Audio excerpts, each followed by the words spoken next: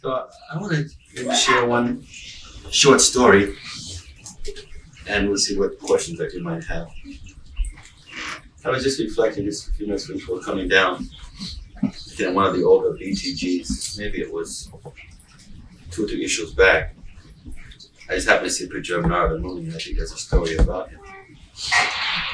But I want to look a little bit at that particular pastime and examine what it offers for past as well as present. There's certain things that appear that are very distinct and categorical. First theme is showing how Krishna's mercy is never confined or limited. One of the ways we understand the Samam Bonam, or God, is that He's all merciful, possesses all the opulences. Krishna is Tu Bhagavan Swayam. Somebody is trying to be intelligent, someone's always more intelligent. Someone is beautiful, there's always someone more beautiful. Someone is renowned, someone has strength. There's always someone or some situations that are more powerful, more pronounced. So one way of understanding the Godhead is that one who has all these opulences, full, beyond any limitations, etc. Something is greater than God, then we have to understand that it's not supreme. Just as we say that Krishna is Navayogana, he is the youngest. He's the Adi Purush, he is the original, he's the oldest. He has the universal form, and that all things are coming from God. Everything's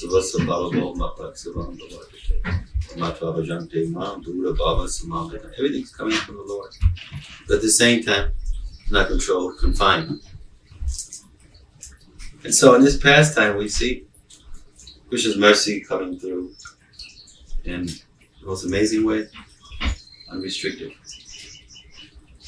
We also see the position of being in the mature world, that there is problems, conflicts, challenges, issues. We see how that even some of the greatest devotees of the Lord also undergo various kinds of seemingly setbacks. Seemingly because for them, setback is just a chance to dive deeper and take more shelter of the Lord. And it's not only in the Vaishnava tradition, we look in the pastimes of Buddha, of Muhammad, of Jesus, and we see in all of their cases just an amazing degree of obstacles that impacted upon their lives. But at the same time, we don't see them giving up 1 inch of determination, of dedication. As a matter of fact, we see how such things show their strength, faith, and perseverance, while showing how the Lord's mercy comes through, sometimes not according to our own timing, not to our own perception, not to our own idea, but distinctly comes forth. We also see in the story of Narada how the Lord sometimes seems to almost tease his devotees. We say almost because for everything there's a price. In the material world, things are so much price based on finance. But there's also always a price in the spiritual journey. There must be perseverance, there must be dedication, there must be shraddha, there must be faith, and there must be good association. And without such, it's like anything else. If you want to pursue some level of excellence, then we see many things are there. I just know I'm going to be left. You guys try to go on quiet. There are many levels of activity One, we may read books, and the books act as guides for us. We may try to look at the past, at what great people in that particular field did, to understand something about how they became expert, perhaps try to apply it to our own life. We may simultaneously try to find someone or some people that we can learn from personally. And in this way, there's many opportunities for acceleration and for growth. We grow from reading, finding out something. We grow from looking and reflecting, revisiting the past. We grow from how we are practicing in the present. And ultimate growth is based on what will unfold in the future. So according to our degree of study, perseverance, blessings, that's connected with effort and austerity will determine the level of success. You see that in you're studying for something in school, or you're trying to pursue a profession, then an intelligent person tries to learn something from the past, tries to have something in their present life that's allowing them to grow, to accelerate, and is having some vision about the future. So in this story of Narada, first we see something very simple, seemingly, even ordinary, and that he is a young child who is mainly cared for by his mother. His mother has a very menial job. His mother's service is what is called a maid servant, or like in some cultures we say houseboy, a house girl.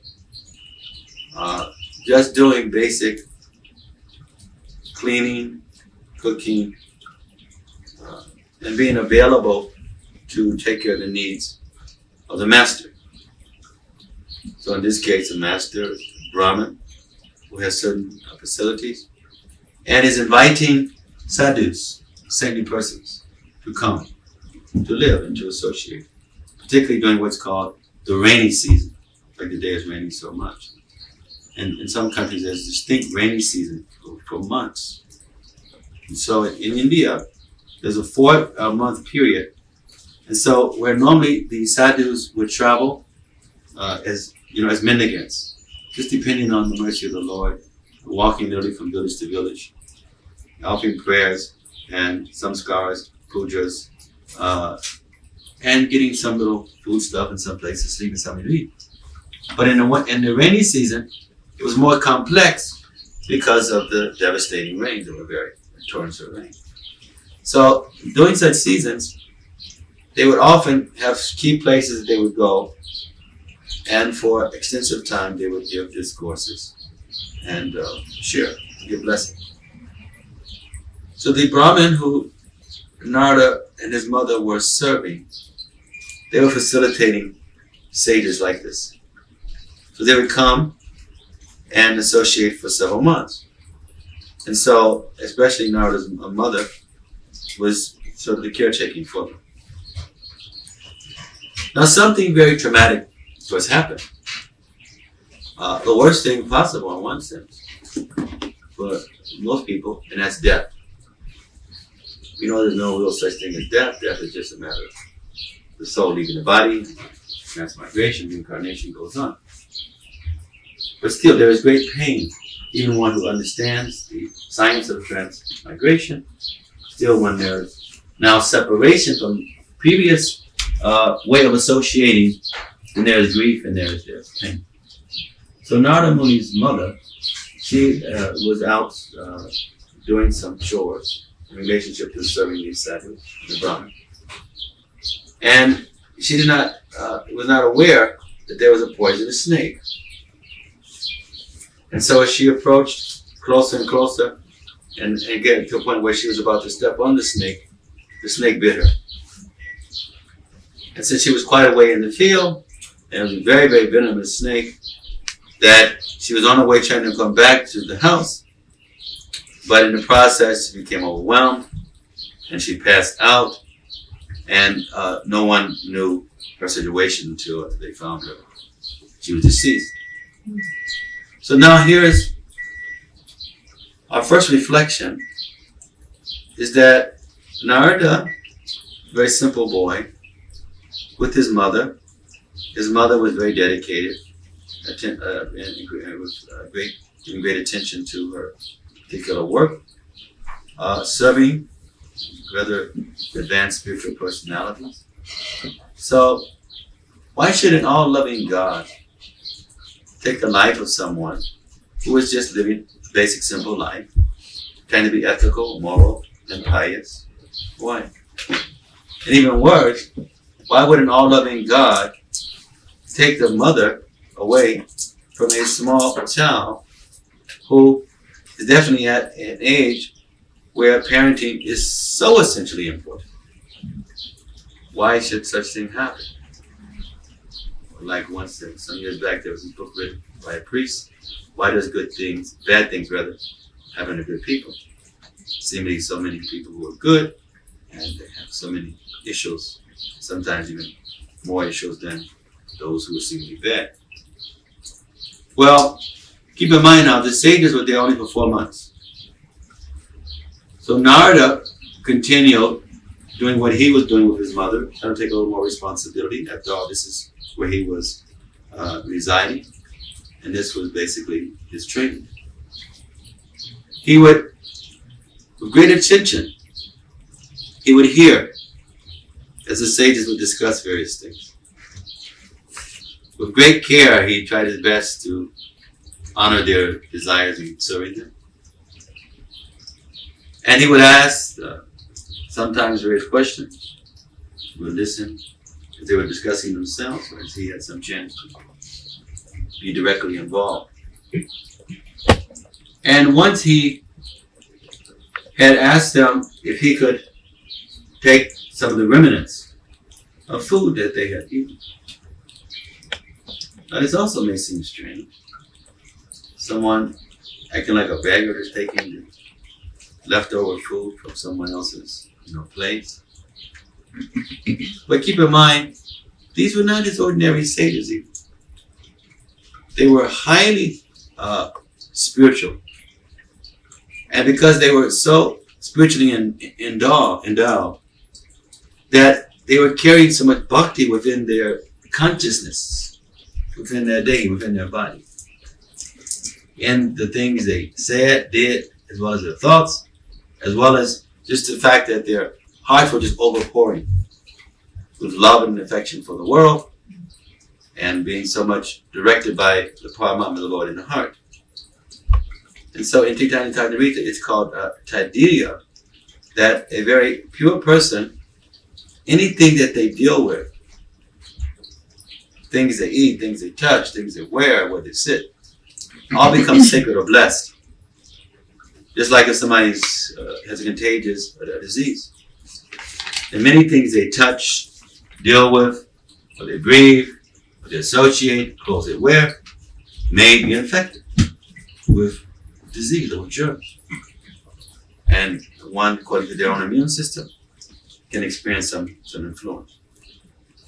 So similarly, the high-level devotees of the Lord, they are contagious in that they carry bhakti. So whatever environments that they're in, that bhakti has its way to spill over and to ignite and to affect and to stimulate, especially where the immune system is receptive. One can even have the bhakti, but if the immune system isn't so much receptive, then it will not have the effect. But if the devotee is powerful, potent, or pure, and the immune system of others is receptive, then there is powerful transmission. So Narada, he was quite receptive.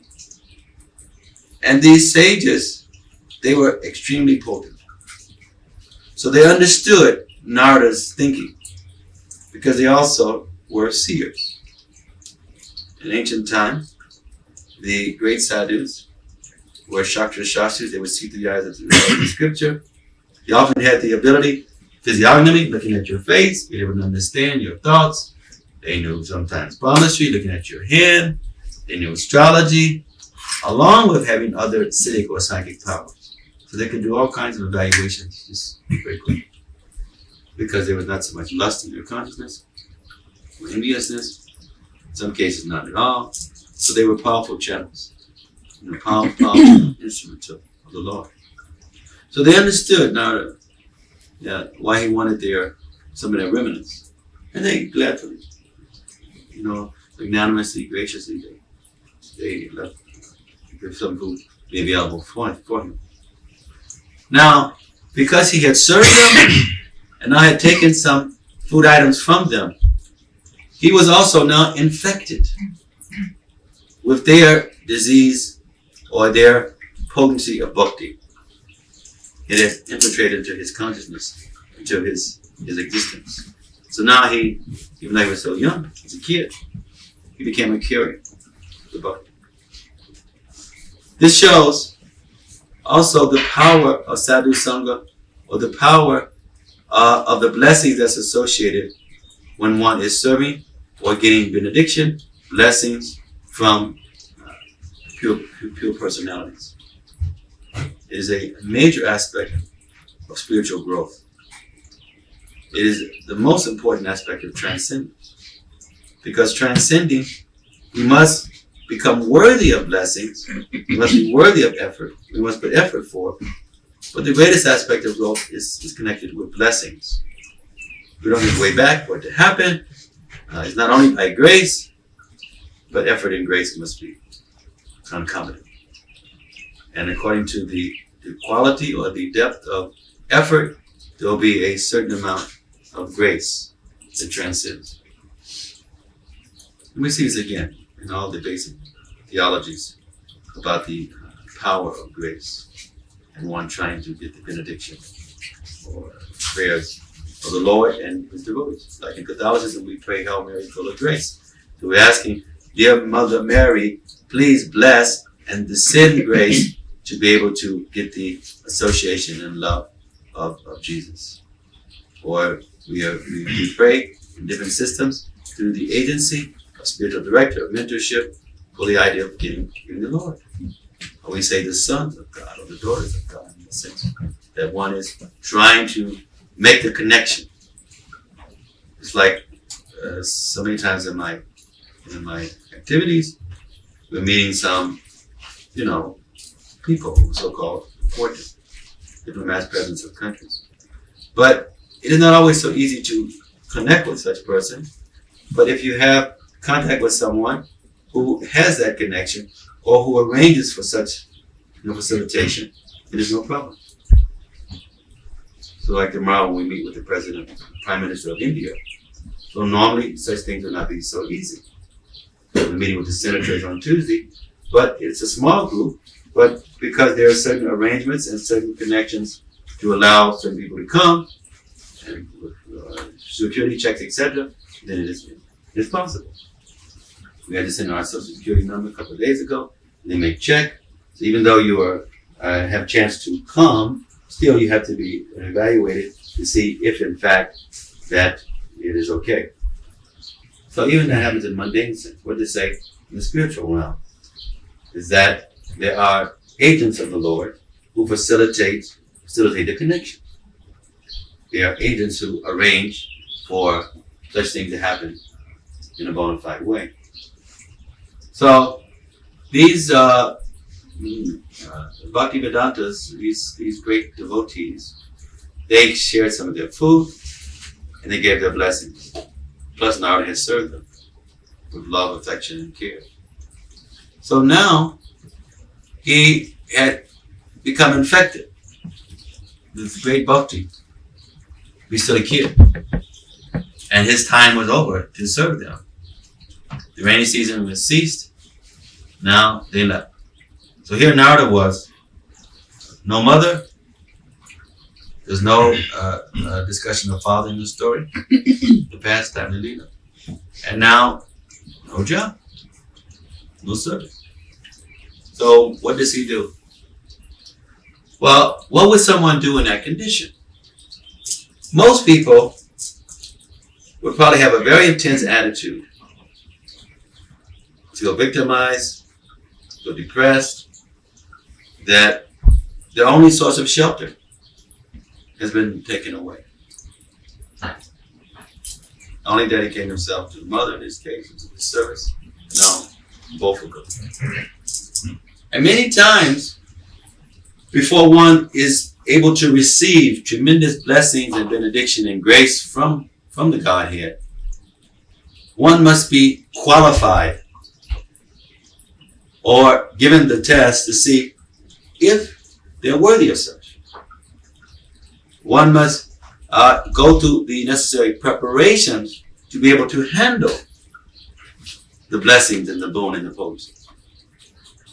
It's not that Krishna or God has any favors, but just as a teacher or a parent doesn't want to give the student or the child some task or some duty that's beyond their ability to handle. Because in some cases it may harm them or it may discourage them. And so when such persons go through such challenges, it is a way of preparation. It's like in the Bible when Jesus was praying and fasting for the 40 days and 40 nights.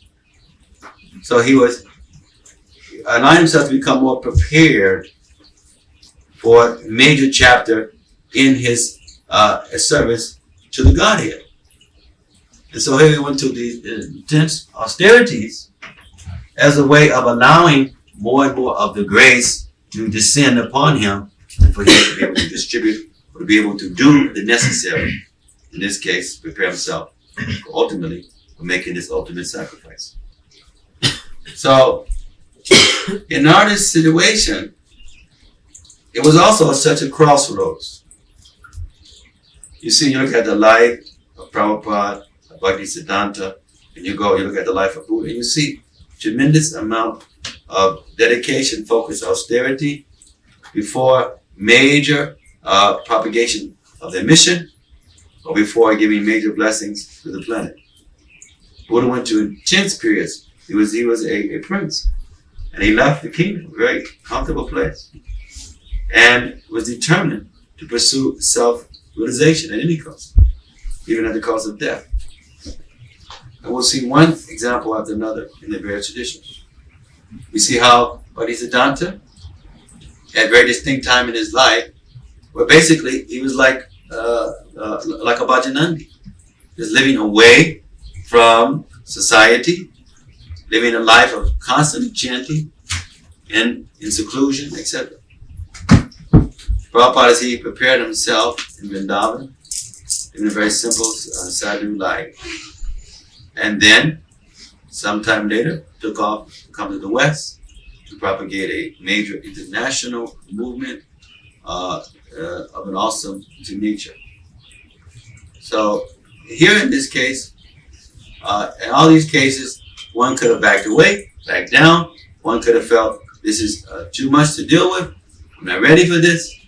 Or even question the mission and question God. But there may be some small moments, sometimes of reflection for the benefit of people. But these great souls, they're fixed in what they have to do. So Narada, he at a crossroads where he could have felt, what kind of God is this? Take away my mother, I'm such a small boy, and take away my service, this little job I have. But what did he do?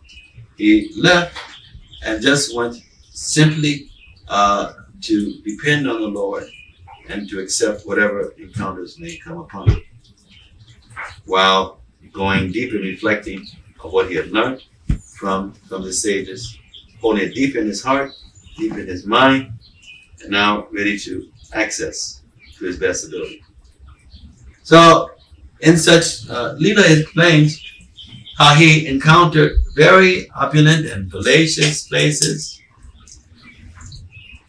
Notice this. Then later, he had to traverse very dangerous environments.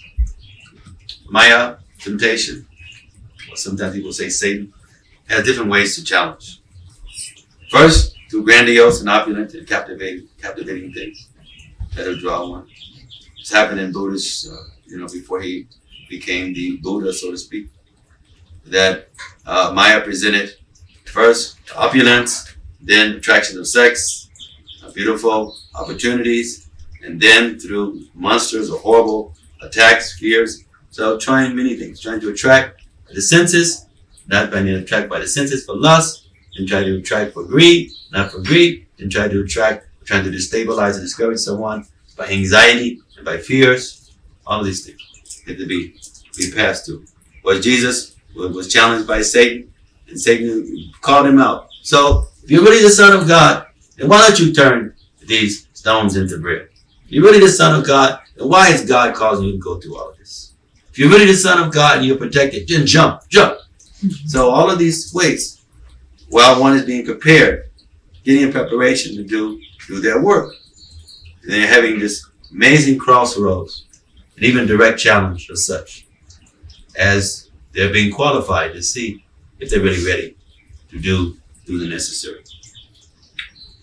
And so by not giving in to each of these challenges, we become more fixed, more determined, stronger, and send a message to the world that the mercy of the Lord is always available if we persevere. So Narada, he went through this. He wasn't distracted by the opulence. He kept himself fixed in mission consciousness. Nor was he distracted by the fears and challenges.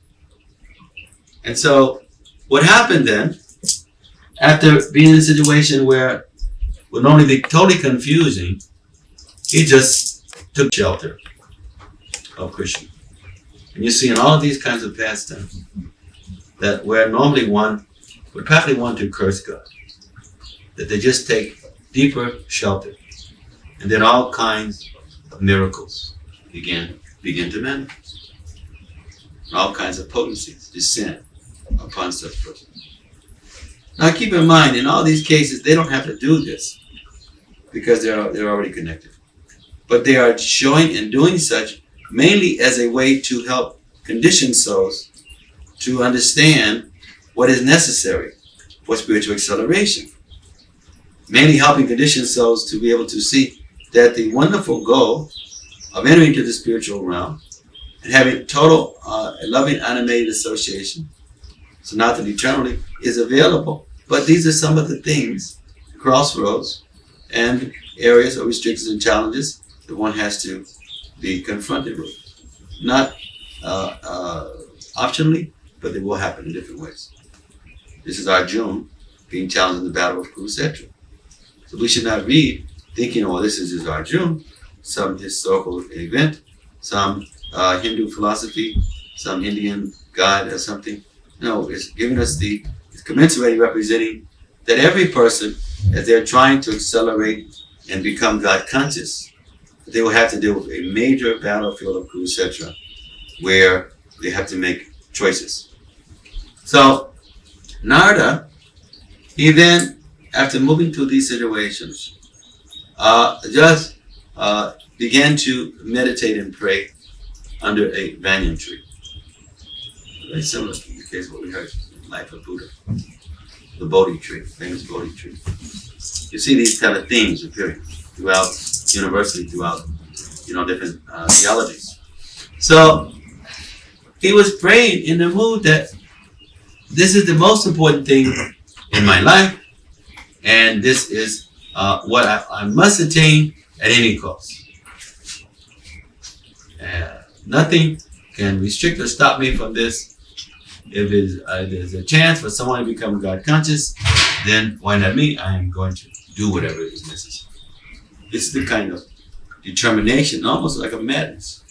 It's called Divyamana, or divine madness. There's always a madness. We either maturely mad after just the fads and the temporary things, where we are just being dragged and enslaved by our senses, or we're mad and in love.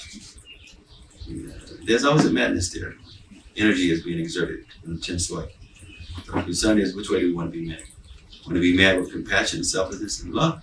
We want to be mad by viciousness, greed, lust, etc. So Narada was like this, fixed, single-minded. And because of that, he remembered the instructions that were given to him by some of these Bhaktivedanta or sages and how they taught him in his mantras and prayers.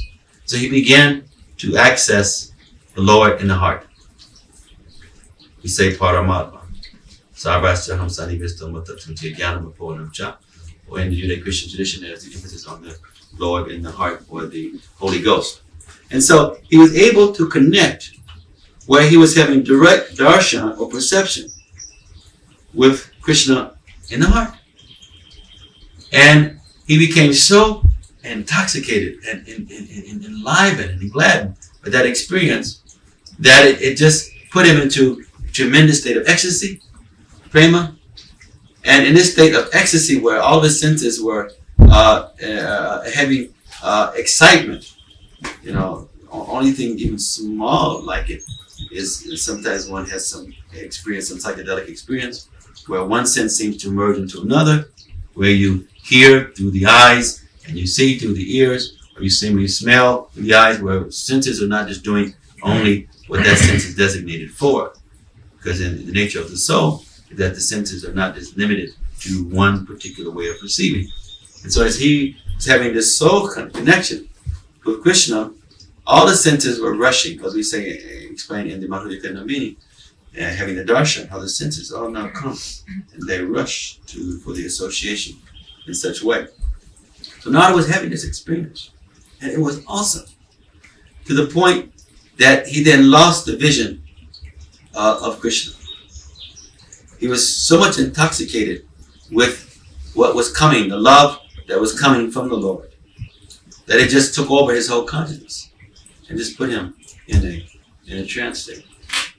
So once that happened, and he kind of lost the distinct grasp of vision.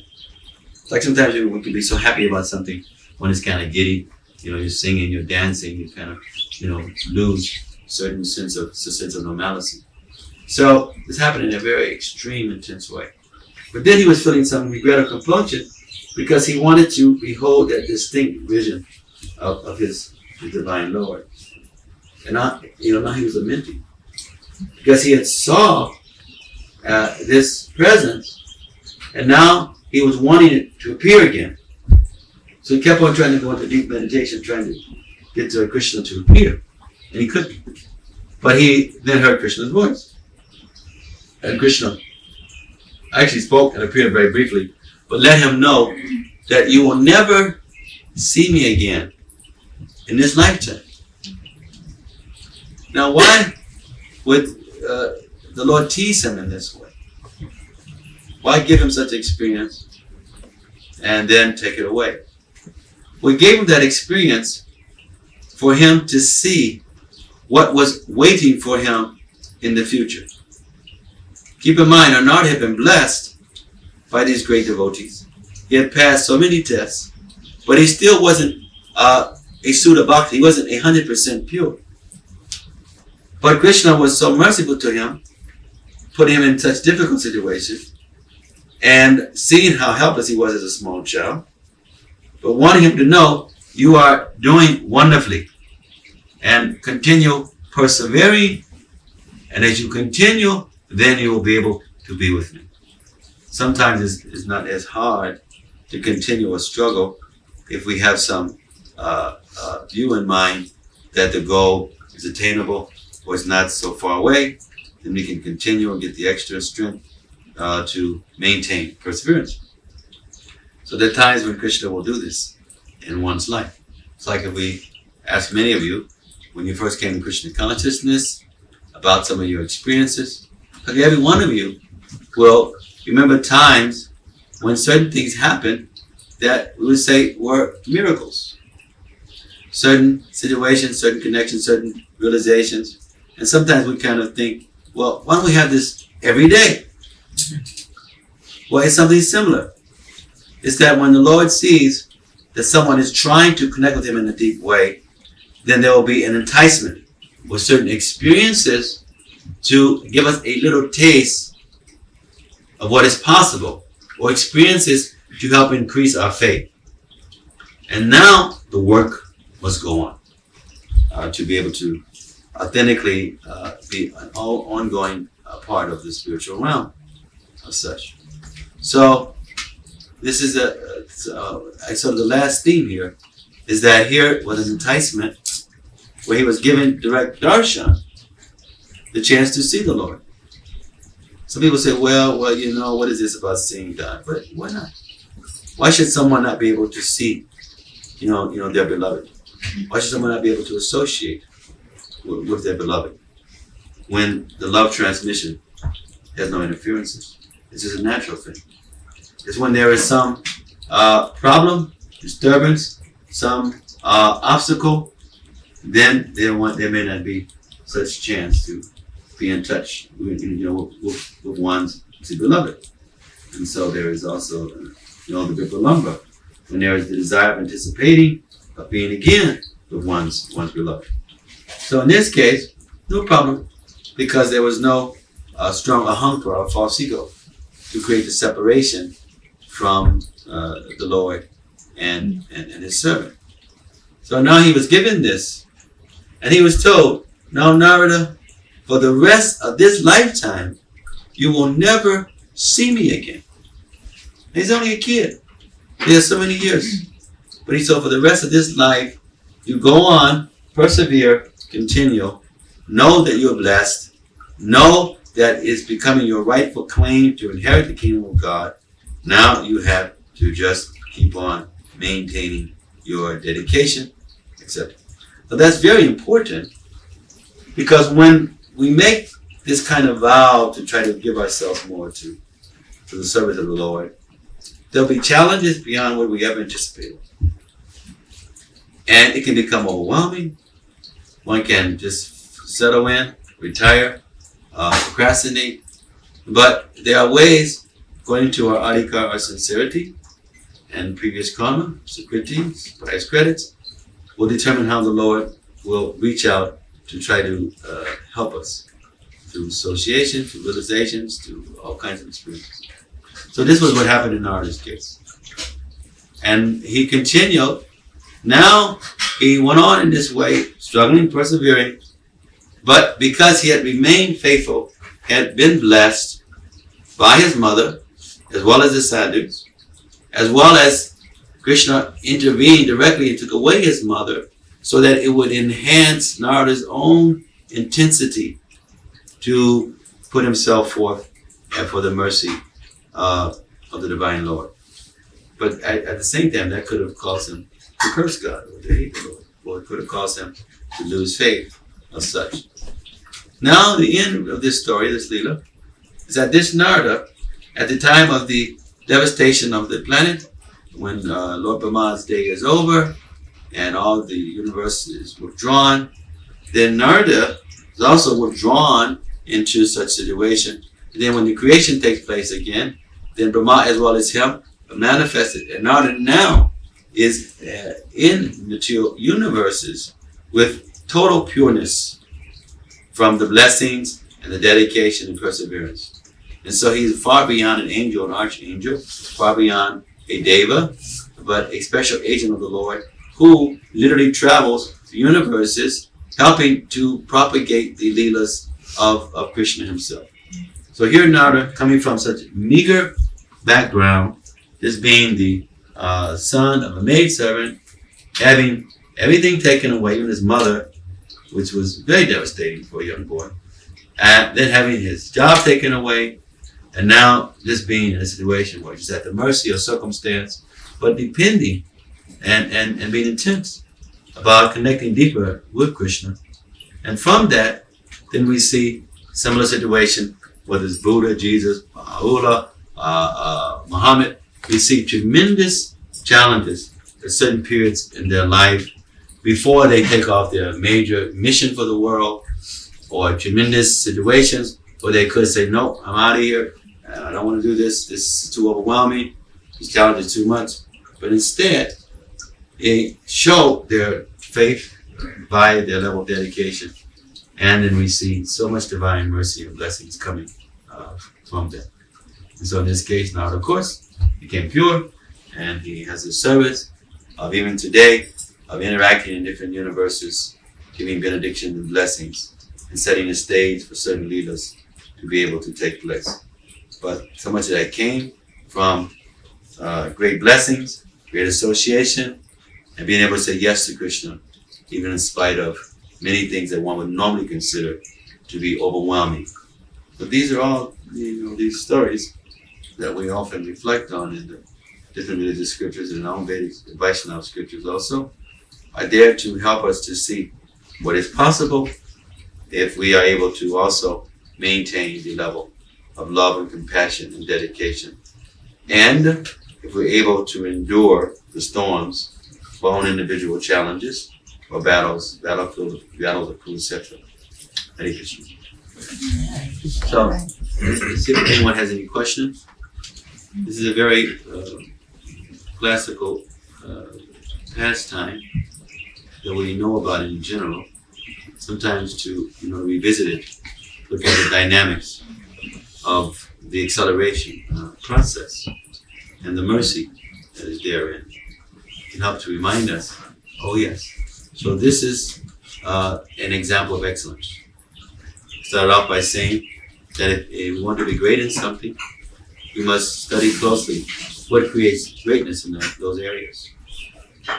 Many books are written like that, the qualities of the successful. And many biographies are showing how people have risen to high levels of achievement. And so we read about them, as well as about the principles of greatness, according to our particular areas. And then we want to try to associate more environments where people were also trying to pursue such things.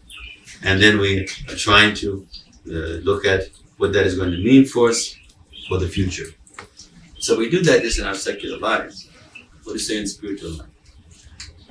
One should not just take things for granted, just expect mercy to descend upon them, any more than they expect us to get a degree. Sometimes you get an honorary course degree, but that's rare. But there must be certain achievements, and then there are certifications. So there's certain certification that comes as we are evaluated by these different things that are presented in our life. Anyone have any questions? Relationship to the story, or you have other spiritual questions? We have time to try to answer some also. But how many of you, let me ask you a question before I take your questions. How many of you can remember or look back at the early days of your involvement in Krishna consciousness?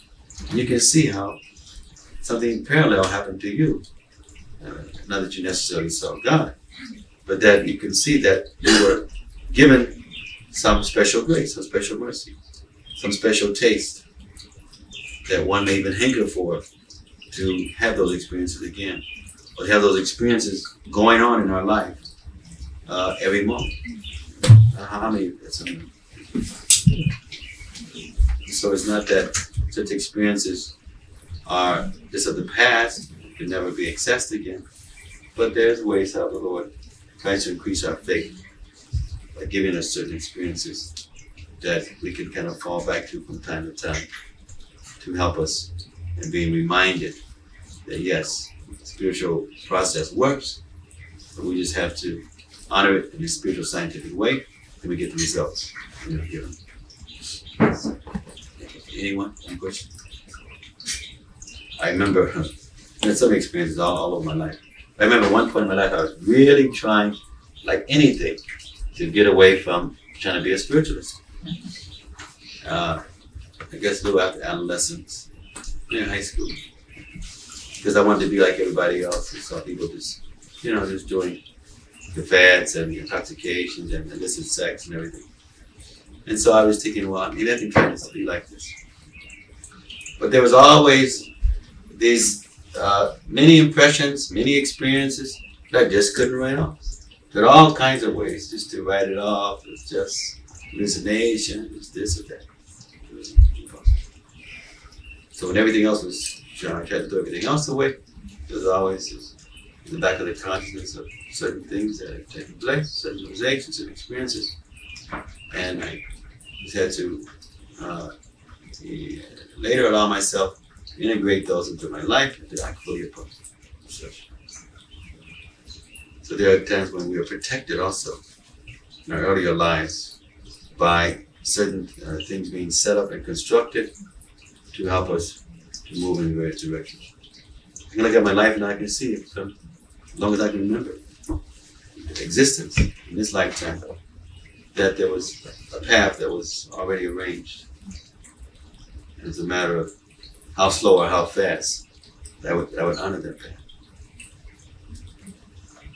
And it's the case now. I see certain things are in motion, and the question is how much I honor or how much I slow by interfering or procrastinating. Anyway?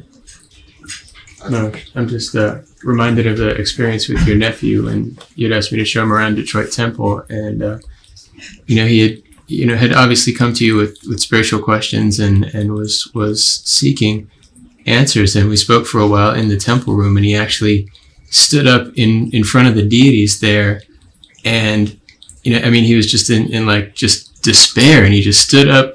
He was talking. He didn't realize he was standing up in front of the deities and saying it, but he just, we were talking, and he just stood up. He was so full of emotion and said, I just wish that I could see just one miracle, just one thing happen beyond any shadow of a doubt that would just show me that there's a God. If just one little thing like that would happen. And, it just seemed so funny that he was standing up in front of the deities and making that plea. And, a few minutes later, he was getting ready to leave, and we were talking, and he started to kind of look over at the Srila Prabhupada Murti in the temple room in Detroit. And he kept looking over, and he was getting very agitated. And, I just kept on talking to him, and all of a sudden he stopped me and he said, "What is that over there? It's looking at me." And, I just kind of started to chuckle, and he's like, no, I'm serious. It's looking at me. And he started walking around the room, and Srila Prabhupada's Murti was actually following him with his eyes. And he was shaking. He was really, really actually seeing it. And it was such a real demonstration of the fact that he's there. He was really there. He was just visiting us for the festival recently. This is one of my nephews, well, a grand nephew. Interesting gentleman. One side of my family is Italian. He's on that side. And so he had been very successful at a very young age. He was a financial broker on Wall Street. He was only in his 20s. And trying to understand life, he got very frustrated. But he was, he's very rational. He's thinking, but if there's a God, then why can't he show himself to me in some way? And I was praying this like this. So he came to see me once. Nada was my secretary. We were in Detroit. And he was in this very deep state of really wanting to understand if there's something really about being a spiritualist and something really about this Krishna conscious experience. And so he left me, and I told him, I says, okay, you just have this mindset of, dear Lord, thy will be done. Allow me to be able to let things that happen to me that will help me be able to be a better servant. I gave him a little mantra. Then he went into the temple, and he was in this state, a very intense state. And he was praying, very intensely. And Prabhupada's Murti, he spoke to him. And he distinctly saw Prabhupada's Murti move, eyes move, body move, and then spoke to him. And this is, of course, it's not unique to him. The deities can speak, the Murti can speak. This is how Malati also, who's now one of our women DBCs, part of our international board that runs the movement, is that at some point in her life, she had gotten distraught and had a whole shift in lifestyle, had gone back out into the world and started doing drugs and things and a lot of heavy underground stuff. She was, managing some underground businesses. And she had had been away since Prabhupada had left the planet.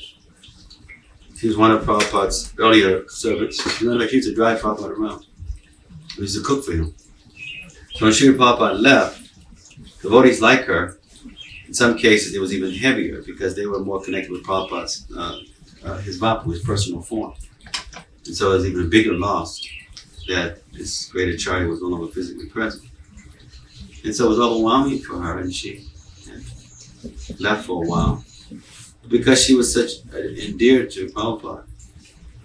So after Prabhupada left, then we built these murtis, these statues, and placed them in the temple. They weren't existing when Prabhupada was physically on the planet.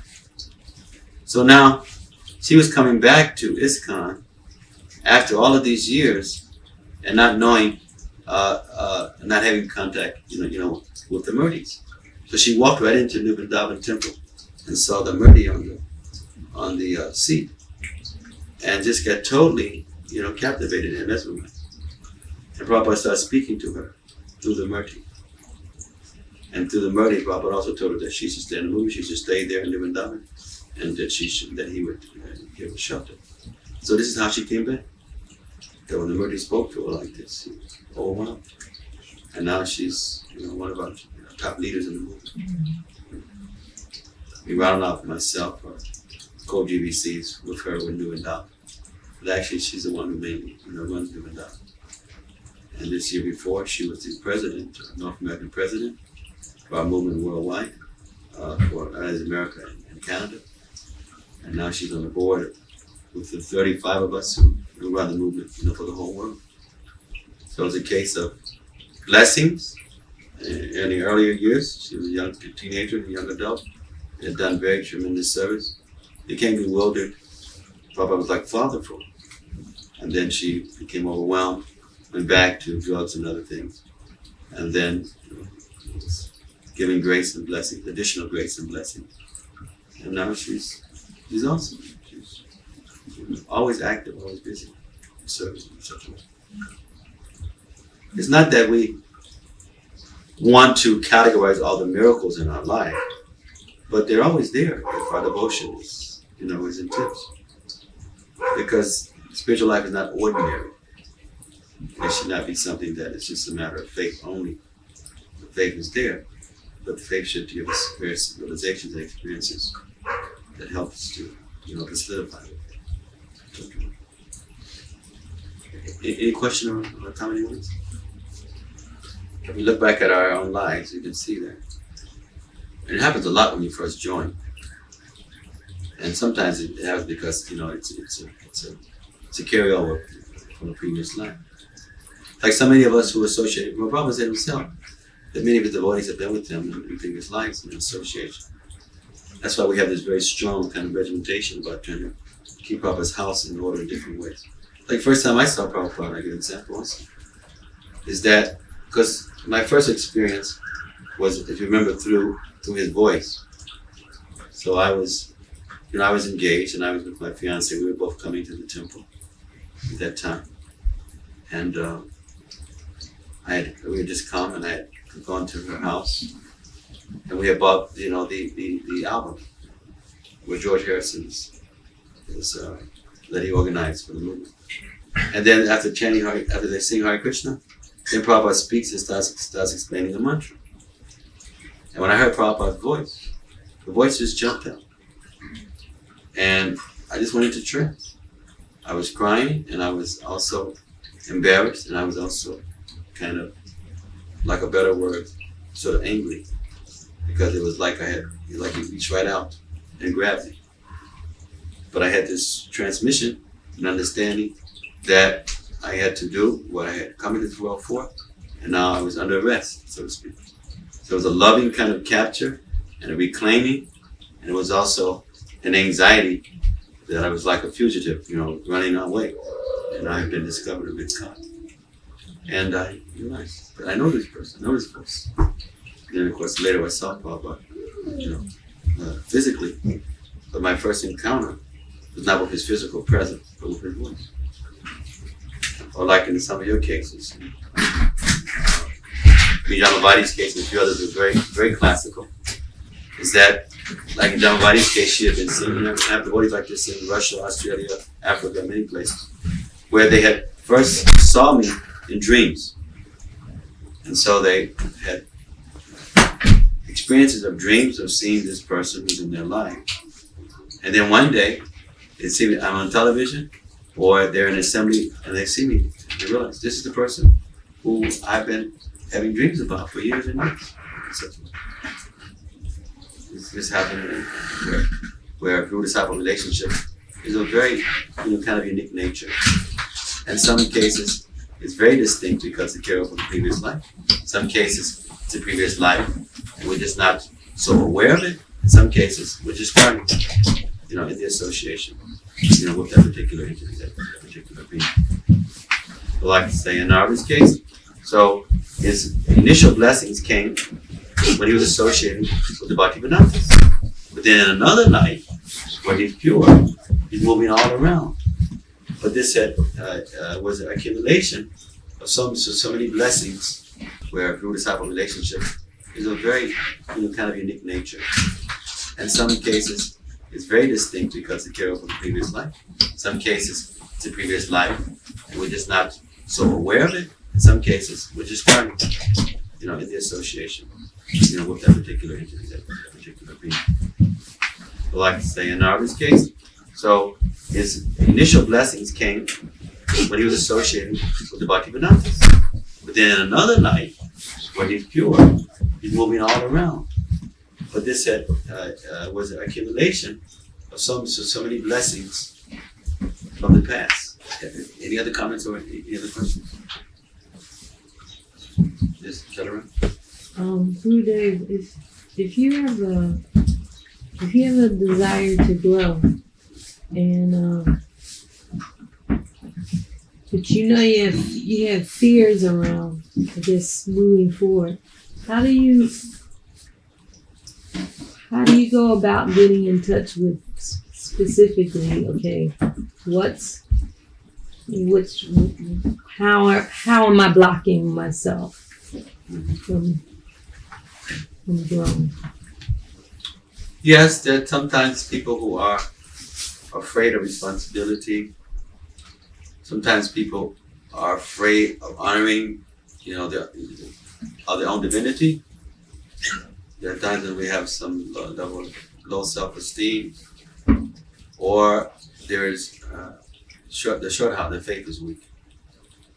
So all these cases can manifest and be prominent. If faith is weak, then it's difficult to do the necessary because we're not so sure it's going to produce the results that we'll be happy with. We have medication. We don't really believe that it has potency. Then one will be reluctant to take it in the right way, the right time, etc. If we are afraid of what happens when we are healthy again, there are many people who remain sick because their identity is centered around their sickness. Instead of now accepting, a new chapter in their lives. So that can be there also. That we have unconsciously have identified so much with mediocrity or with defeat that we're literally afraid of what it means, or we have to act differently as we now accept the higher, the transcendental, as we go deeper and develop, more of a richer Krishna consciousness. So one has to look and examine their own thoughts and see what may be the main factor. Is it really a lack of faith? Is it a fear of what that means now? As we take on a greater position in helping with world transformation, what does this really mean? Is it a matter of fear? Is it a matter of laziness?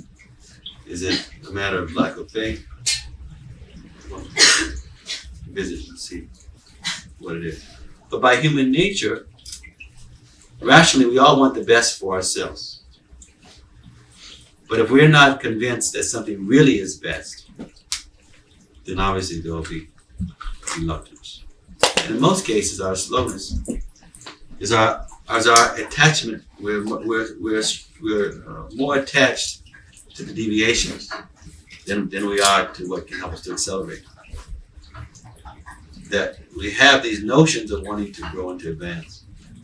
And since Krishna responds to the aggregate of our desires, then there are times when our stronger desires are still based on sense gratification.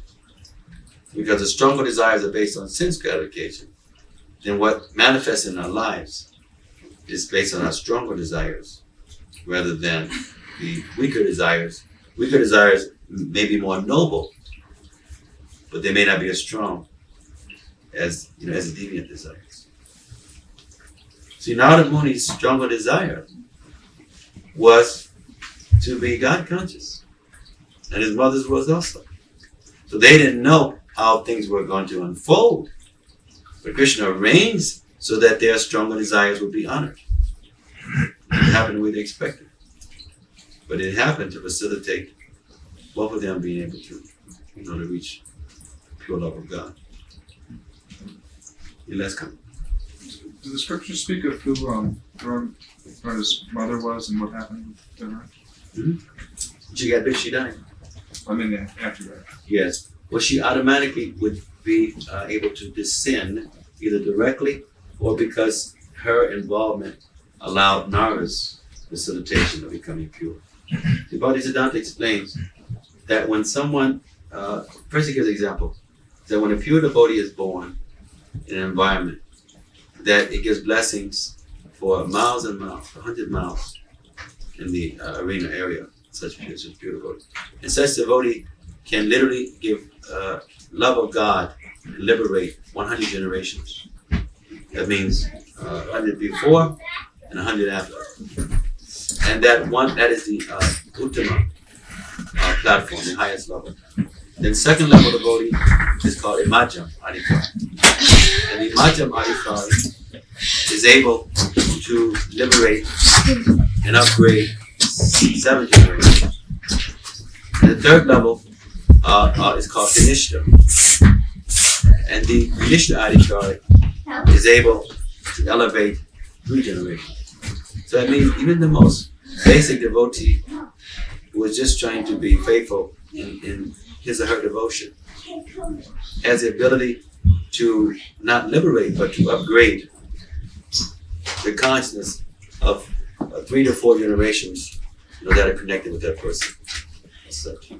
So in this way it reminds us when we engage in our devotion, we are immediately giving blessings and benedictions to so many who are connected with us that we consider to be family.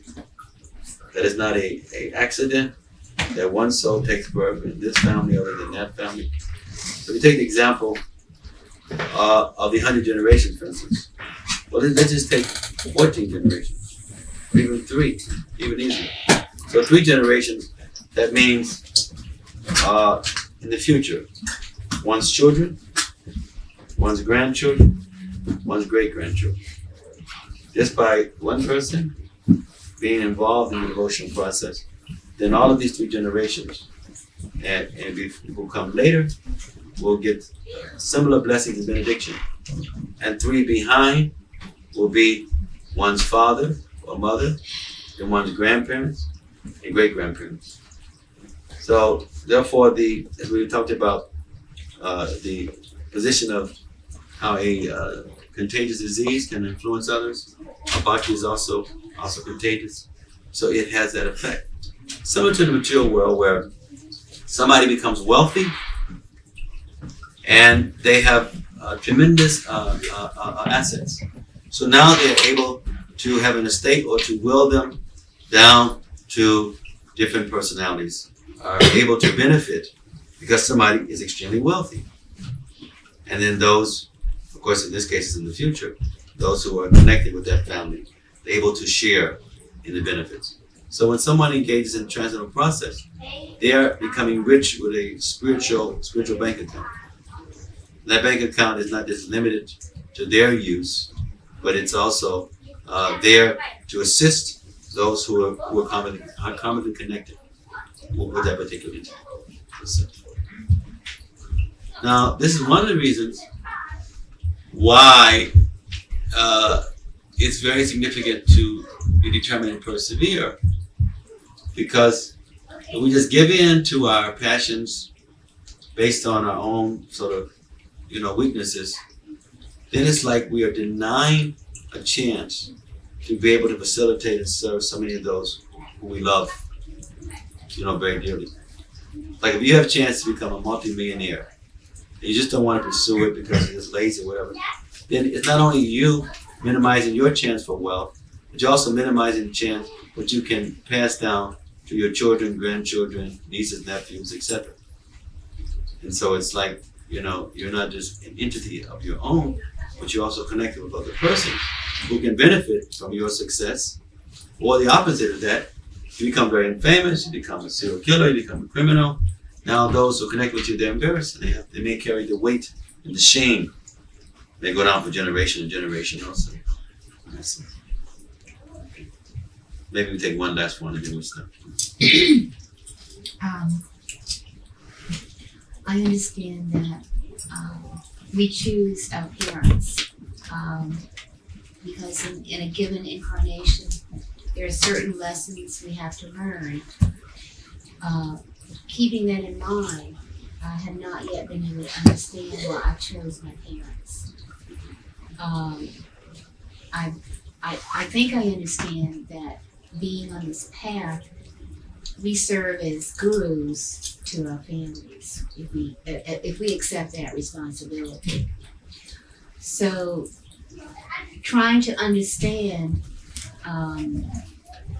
what lessons I need to learn from my parents.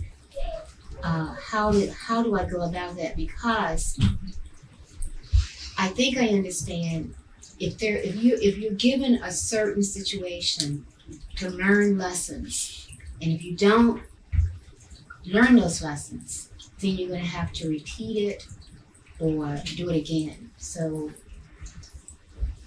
please comment. Well, one leaves the body, then all kinds of things happen according to the experiences that a person had when they were in the body. Of course, the greatest experience is not to take a body again, to go back to the spiritual kingdom. But in between that, there is the agents of Yamaraj who facilitate, is like advisors and judges. So they help to arrange for what our next existence is going to be, our next family and experiences. So they are assisting along with our desires. It's like you're designed to buy, somebody designed to buy a particular vehicle. And so you or I design for a vehicle, but then we get some help from someone who is selling cars, arranging for cars.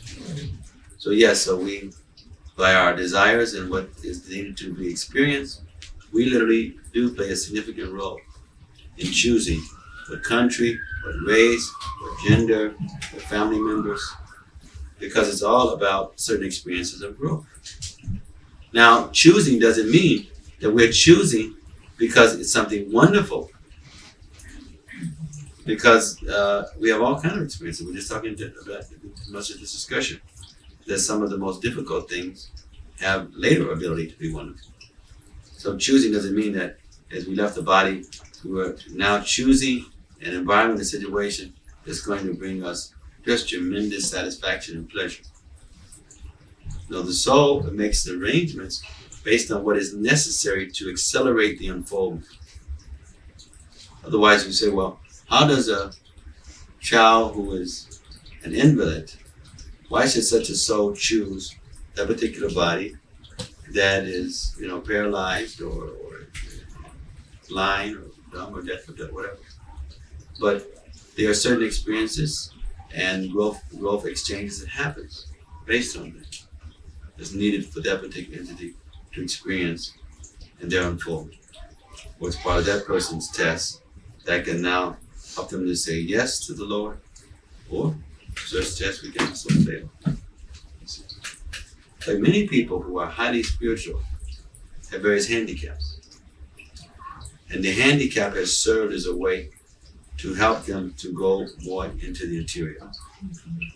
It's helped them to be less accepting of orthodoxy, be more introspective, be more reflective, the crowd more destitute, in a more, destitute way. Or just like, for instance, a lot of the people who are the best in, as healers, especially alternative healing, are people who have been in crisis. They've had heart disease, they've had cancer, they've had an issue that was so dear to them, and they worked on it. Because they worked on it, now they are using their own knowledge and experience to be able to certainly help others. And for them, it's really genuine because they've been there. They've been in a life-threatening situation. They see that, there is alternatives that can work. So there are times when we have these things that really help us to be more expert in our service or in our particular unfold.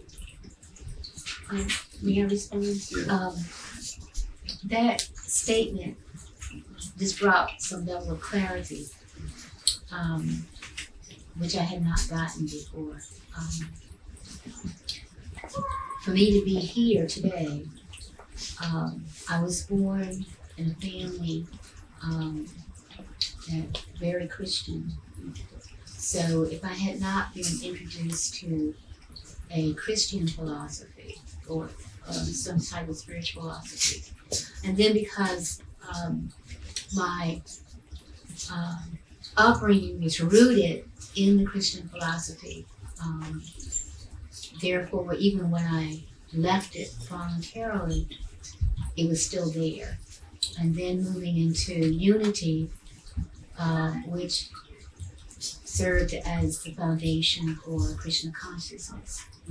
So it seems that in this incarnation, I was to move into Krishna consciousness again, and by being one to the family. Also, my mother is, I'm coming to have a deeper appreciation for her spirituality.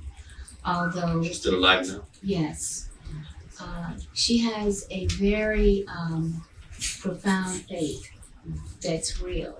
I mean, it sounds, but it's real. I'm coming to understand that it's real. Mm-hmm. So so that has helped a great deal. Thank you. For many of us, when you look at your families, good or bad, what the experiences were, study deeply, you can see why it was necessary for you to come in the family that you came. Distinct reason. From the victories that you achieved, as well as from the setbacks. There was not an accident that you had this kind of mother, this kind of father, these kind of early experiences. There was something she had said that worked to push the 90s. Whether if your parents are not so focused in or help you to focus into a spiritual path, but even though you hear about God and about religion, but you're more or less left to, what happens to the child? Is it because the child doesn't need that, or is that the experience the child needs, and will the child come into its own? How is that? Yeah, you see that sometimes the worst person on the block is a minister's son or daughter. And they have been brought up from day one, with the theology. But sometimes one of the worst kids in the block is the devotee's kid. Sometimes our kids are so, again, both sides. It can be very wonderful, and it can be also very aggressive and ridiculous. We see, like in the case of Ballad, his own father was a huge demon, but he was a great devotee. And so it's not necessarily that one who's to be very spiritual from day one. They have a very spiritual environment that's most conducive. Why do we find sometimes people who are great educators? In some cases, it was always a part of their background. Family really stressed education. They were high achievers. Other times it was the opposite. because they were so deprived of education, they then took education very serious and studied on their own and took advantage of situations. And so, where one thing can cause a certain culture, another something different. I mean, we're all from different backgrounds. So someone is from a middle class background, and so they get a certain kind of training. Someone's from the ghetto, they get certain types of training. So why one person in the ghetto and they become a drug addict, or they keep this culture of impoverishment, somebody else uses that and it causes them to become a higher achiever. It causes them to accelerate. Someone is brought up only by a mother or father, so they say by one parent. And in someone's life, there's a distinct kind of issue because they don't have mother and father. Someone else's life, they have even more wholesome of the personality because they learn a lot from the care that did come from that parent. But sometimes that one parent is giving them as much as a mother or father, although it's the one parent. I mean, there's not a distinct hard and fast situation that this produces such and such produces such. It has so much to do with the individual's own use of their free will and such. Maharaj, it's a hard question to ask, but what is that thing that makes that difference for people? It seems like being able to nurture that thing would make such a difference in actually being able to really change consciousness. It's something that you can definitely see in people and pick up on, but is there a way to nurture that quality in someone who might otherwise be going the other direction? I don't know if that makes any sense as a question. Yeah, it makes a lot of sense. That everything has to do with the choices that we make in the present, as well as choices we made in the past. So there's some choices in the past that we have made that brings us certain facility. And there are choices that we make every day. We can say in one sense, and I'll start with this question. I want to serve out some. Let's take the example, of the child, who grows up in the ghetto. So now this child has, the girl has graduated very high honors, from Radcliffe and got a Rhodes Scholar, this or that. But they came in this life, with being deprived. So free will was still there, but they may have had to work extra hard because of lack of exposure, lack of facility, and etc. Still the opportunity, was there. So here you have what person brought into the situation, as well as the choices that they make every day. It's the same thing. We're all coming in not with a clean slate. We come in or a blank slate. We come in with certain credits, realizations, assets from previous life. Now we have that as the package we bring into this world. And that has some impact on how we see and perceive things, in the present. This is where the mercy comes in also. So now we are making choices, having different desires, and Krishna is fulfilling those immediate desires. You put those two things together with mercy or association. Then you have why one individual is experiencing this and how they're responding, another person experiencing and how they respond. And so maybe the last thing to look at is that how people experience the same thing but perceive it and codify it in a different way. Why somebody who has sickness just loses all desire to be any kind of achiever. Another person becomes more empathetic, or even uses it as a campaign. Now they become a doctor based on the fact that they know what chronic pain is. And they want to use this to see how to help others be relieved of chronic pain, research chronic pain. Somebody has a little kid that gets hit by a car and dies. And now for the rest of the time they're in his body, they're miserable, they're chronically depressed. Another person that happens And now they use that to identify so much of their own future, to guide their own future. Now they become actively involved in legislation and campaigns for dealing with drunken drivers. So they allow that child to kind of live on through the experience, the devastating experience that they have, to become empowered from that experience. So while one person has experience and it becomes devastating and literally it's just dismantles their whole life, another person, it gives them a life. It gives them a greater purpose, to be. And they serve humanity, based on it. So again, it has to do with adhikar, or something we bring in from the past, as well as the choices of how we use our free will in the present. And our associations can help to refine or bring out those choices. Where we're connecting with great sadhus, their capital adds to whatever capital that we have. It helps us. We still have to do, but it helps us a little for it to be a little easier. So Narada, actually, if we go back, we'll find that even before Narada and his mother were serving, the Bhaktivedantas, they still had some other credits that allowed them to be blessed with that kind of association. So then it added up, and such way. The point that, totally pure. So we will stop there. His confounded child, the divine great Bhakti Tirtha Swami